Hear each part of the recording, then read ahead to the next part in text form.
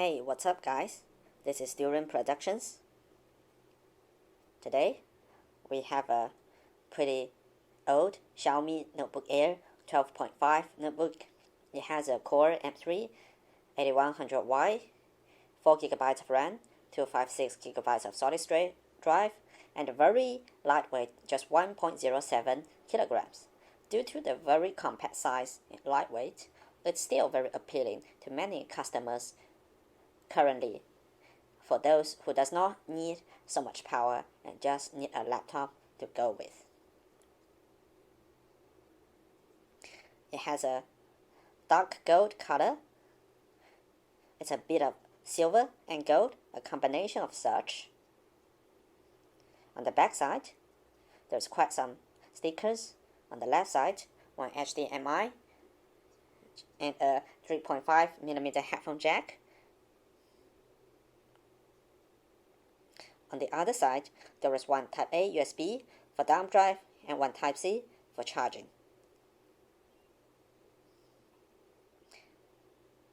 At the back side, there is a Mi logo with two soundbars at two sides, both left and right. It does not have a window for a fan, because it simply does not have any fan at all. This laptop, I do not understand why it needs a plastic stand, since it's generally to let the cool fan to go in. The build quality is very high. In $500-600, what you would generally get is a pretty soft metallic or even plastic chassis. But for this Mi Notebook 12.5, it's a premium build. One of the not so good part is that the edge is a bit too sharp. It feels a bit as if you can use the edge to cut a watermelon.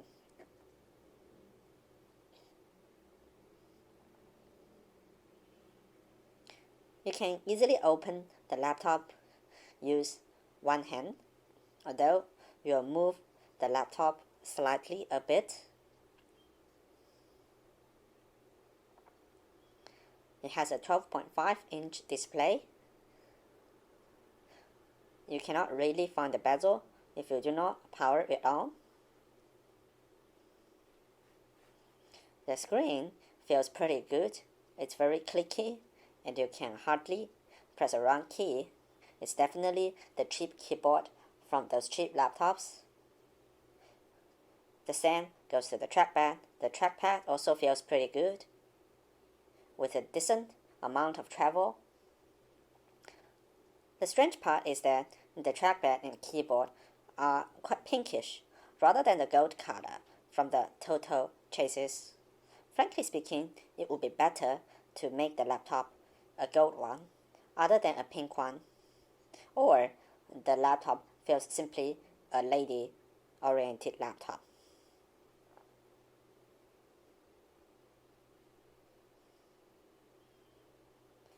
We press the power button, and it's pretty obvious that the backlight bleeding is quite noticeable, although not strong.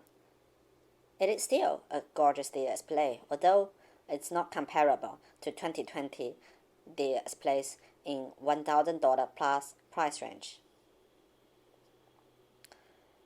We tried to open a few programs, such as the mail, the browser, the Windows Store, and it is very noticeable that the app is running pretty smoothly, but definitely not swiftly. It's good enough for light work, checking emails, and travel work when you want to edit some PowerPoint, Excel, or Word files, rather than playing with the videos or photo editing.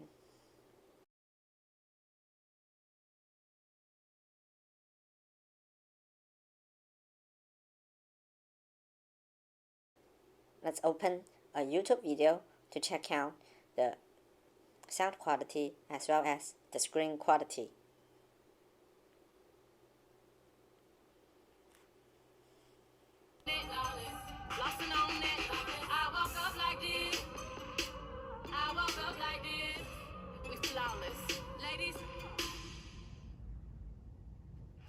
next guest, all she was trying to do was catch a train in the London Tube, and now she is one of the hottest videos on the internet. Here's why. Finish.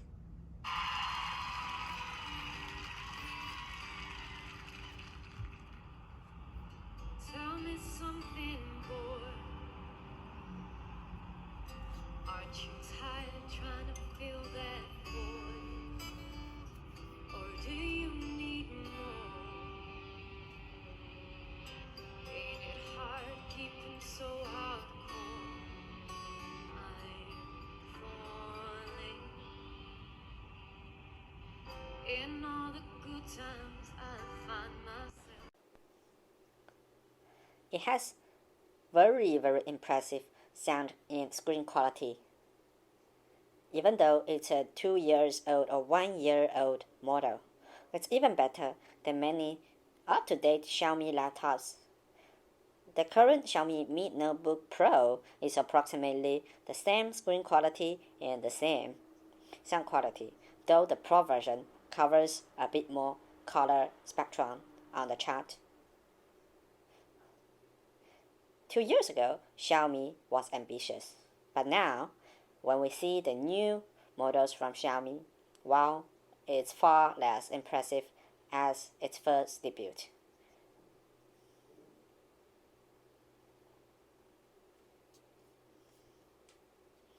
As for specifications, it has a pretty out-of-dated Intel M3-8100Y CPU, dual-core, 4-thread, not the general quad-core CPU from 8000 series. It has a 36 watt-hour battery. It has a 4.5 watt discharge rate. The RAM is very small, just 4 gigabytes. The graphic card is from Intel Integrated 1. The display is a BOE display, pretty good, contrasty, with good level of color gamut, 50% NTSC or 80% sRGB color gamut. Solid state drive is strange from Kingston. It's a SATA drive, not really quick, but decent enough for this laptop. The Wi-Fi is an Intel 8265.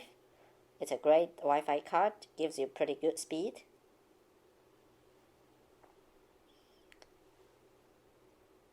For the benchmarks, the Cinebench R15 shows that the laptop has pretty good benchmarks.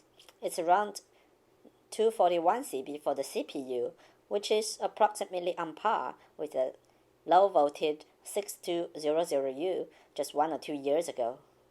While you definitely need a fan for the 6th generation CPU 2 years ago.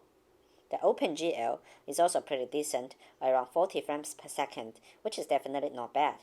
The solid-state drive, well, it's acceptable.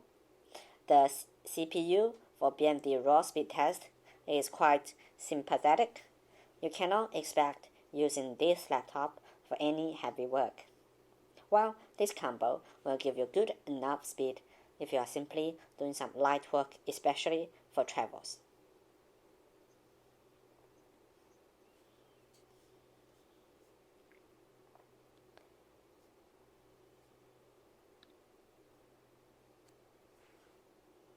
Let's go for the stability test for the CPU.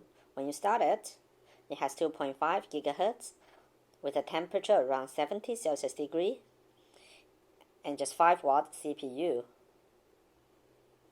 Very quickly, CPU dropped to around 2 GHz. After 10 minutes of stability test, the frequency is still pretty stable, around 1.7 to 1.8 GHz. This is very impressive considering it only has a 5 watt power envelope. It's extremely power efficient while still giving a pretty decent clock rate for its CPU. The temperature is also very low. This laptop shows that if you want to get something that is absolutely quiet, this is the best option to go.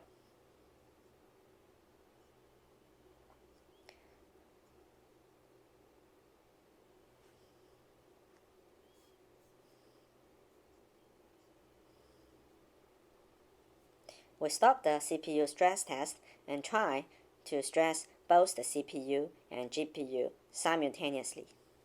Now, the 5-watt power envelope becomes a limit. The CPU is limited to just 0. something GHz, and GPU just half of its maximum frequency. You cannot really expect any type of gaming performance, video editing performance from this combo due to the very limited power envelope from this laptop. Frankly speaking, if Xiaomi opened up the power envelope a bit higher, it will be very good if you are doing light work.